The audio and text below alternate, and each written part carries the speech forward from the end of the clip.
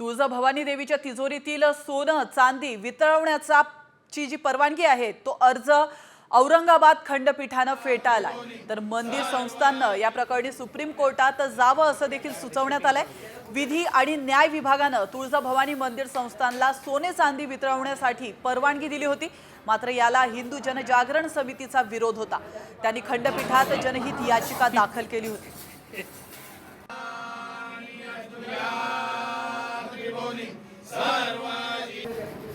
धाराशिव येथे जिल्हाधिकारी यांनी तुळजापूर देवस्थानचे सोनं वितळवण्यासाठी माननीय उच्च न्यायालय संभाजीनगर येथे याचिका दाखल केली होती।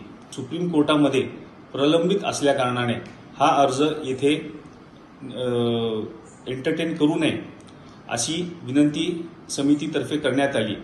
त्यामुळे माननीय उच्च न्यायालयाने धाराशिव जिल्हाधिकारी यांनी दाखल केलेला सोनं वितळवण्याचा अर्ज हा नामंजूर केला।